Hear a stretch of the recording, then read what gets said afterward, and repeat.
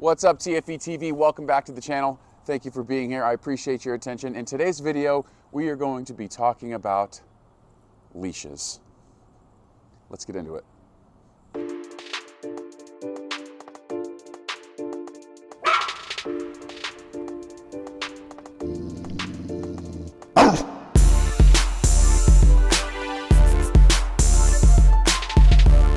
Now, if you're a dog trainer, you probably know the struggle. Somehow, some way, I'll start off with a couple, months go by, next thing you know, I have just an absolute shit show of a bunch of different leashes, some of which have been chewed on, some of which have, the handles have broken, some of them that got left by clients. I mean, I just don't know how I end up with so many damn leashes.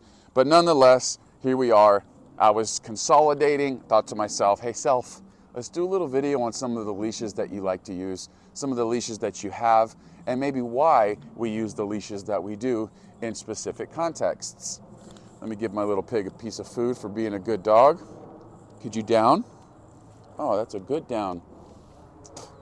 Guys, I wanted to start off by showing you the long line. I absolutely cannot do my job sufficiently without the luxury of a long line. One of the main reasons, there's many, but one of the main ones is because acclimation. When a dog gets here and they're very unfamiliar with the environment, I don't want to put the dog on a short one. I want to give the dog the ability to sort of explore, to use their nose, to have the freedom to familiarize. And so what I like to do is I like to put a long line on that dog and give it as much leash as humanly possible. This is probably like 25 foot. And if you're wondering where to get one like this, I make my own. All right, I like to make my own because I send a client home with one at the end of every program because there's things that I'd like them to continue doing, utilizing a long leash. Another example, going to the park and you don't have a reliable recall, but you want to give your dog some extra freedom. Long line. That way, the tension's out of the leash, the dog gets to explore, dog gets to do its thing, and you also have the safety of being able to reel the dog back in. So there's recall drills that you can do with this. This is a very versatile tool, and if you do not have one in your arsenal, I highly recommend you get one. This is just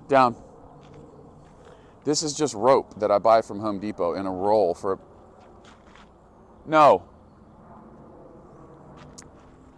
I buy it for $5 and I can make like probably 4 long lines out of it. It's like 50 foot total. So I probably make like 3 lines at the most. And then the next thing I do is I tie a little Cub Scout knot around this little, $1.99 carabiner hook.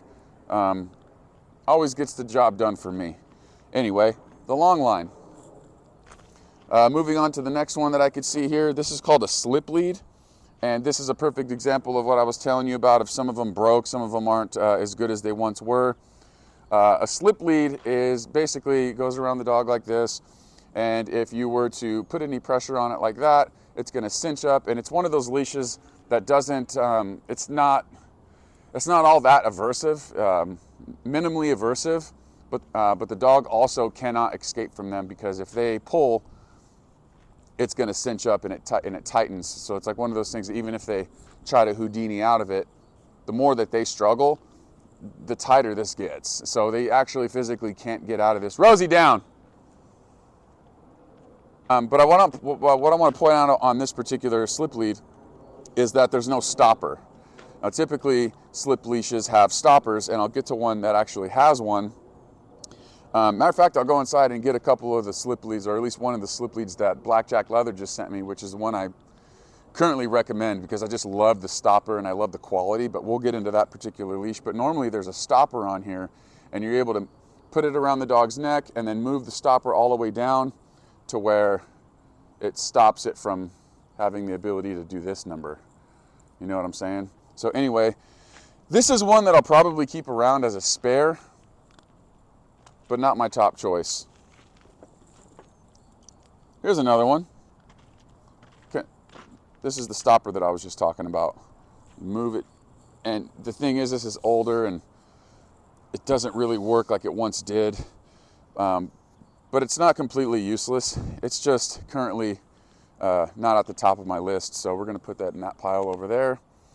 Moving on to one of my favorite leashes of all time, arguably my favorite. This is by a company called Leash, and we call these prong collar leashes with a safety backup feature, which I love. And I use these specifically for dogs that have, like, you know, dog reactivity and like really big, intimidating dogs that have this type of behavior. Regardless of what the intentions are, if they're reacting out of fear, they're reacting because they want to taste something. This is the leash that I'm going to use for that because it's got a backup. So the short one here is going to go to the prong collar. So if you give a dog a correction, the short one's going to get the prong collar, and the longer one isn't really going to do much of anything but just be the backup in the event that the prong collar fails. So this just provides a blanket of security, and it kind of gives the handler a little more confidence that regardless of tool failure, we're still going to have a way to restrain the dog from doing something that's going to harm somebody else or even themselves. So this is definitely going in the pile that I'm going to hang back up. This is I believe, 4. That's a 4-footer. This is the same exact leash by Leash, but this is a 2-footer. So you're basically going to use this particular one on like a taller dog, let's say like a Great Dane or like a Mastiff or something like that, because obviously the dog's head's like right here, so you don't necessarily need the luxury of more feet. So same exact thing, just a shorter version by Leash. High quality, probably a little bit more expensive, but I gotta have them. I gotta have them to do my job sufficiently. This is just a leash that, like, a client left behind that I'll literally never use. Just not a fan of this carabiner hook. It's a little bit wonky and a little weird. So we're gonna put that in that pile over there. Not useless, but not one I'm gonna be using. Same thing, client left this one behind. It's just a regular, nylon carabiner. Not bad, not useless. It's going in that pile. Same thing here, just a bunch of client leashes that they leave behind. I've got this new thing where the reason I have those is because people leave me with their leashes and they forget to take them when they take their dog home for like boarding and stuff like that. So now the new policy is, hey, I don't need your leash. I have plenty. I'll bring my own leash out, and then I do it that way. And I've been doing that for some time now. Moving on, your standard rope leash with a little handle at the end. Now here's an example of one that a dog kind of got a hold of, and now it's been compromised. It's not a leash that I would comfortably use if I was actually doing any actual training. It still works. It's not completely torn. I'm still able to use the handle if I need to. I typically don't even hold the handle though like that. But again, it's a leash that's still functional, but not in the pile that I'm going to hang back up. So this is kind of a long line. This is one that I also made. The reason I made this one a little bit shorter is specifically for when I'm doing the beginning stages of teaching a recall. You could just use a regular long line for the beginning stages, but when you first start teaching the recall, you only want the dog to go a couple feet in front of you, and then you turn back. And that way you're not having to hold so much excess leash and you're not tripping over the leash. So that's one of the reasons why I like this shorter long line, which I'm going to put in the hang back up pile right there. Here's an example of a slip leash that I'm actually going to be throwing away because I left this on a dog when I put them in the kennel, and this is the result that you get from doing something silly like that. So this is a trash pile. Moving on. This is a client's leash. They purposefully tied this knot in there like that, and if you're a dog trainer, you might be able to identify or at least relate that knots in the leash is like a super pet peeve. I cannot stand this, but I actually know who this belongs to. It's still a functional leash. They're actually coming back for boarding here in a couple weeks, so I'm going to put that in that pile so that I could return that leash to them. Here's a perfectly functional pink rope leash, same exact thing. It's used to belong to a client, don't know whose it is. Got the handle, that pile. Another slip lead. This is thinner. I typically, if it's a smaller dog, I'll typically really like to use these lightweight, thinner slip leads. And a lot of the time when I'm teaching a dog to walk for the first time, I don't just go straight to a prong collar. I'll put a slip lead on because it's not as aversive, and you could sort of introduce a dog to follow the leash pressure in a minimally aversive way before you start to incorporate a prong collar. So I like the width of this, or I like the thickness of this one. Again, that's that stopper I was telling you about. This one still functions okay. This is by Slip Leashes. I'm gonna give them a shout out. They actually sent me a couple, but again, dog got a hold of this one. No more handle, not the end of the world. Still a leash that I'll probably use. Still functional, so we're gonna go ahead and put it in that pile over there. I'll probably put those in a bin and like slide them, you know, in my extra stuff. This is a thicker slip lead. You can see it's like a thicker rope. Use these typically for like bigger dogs.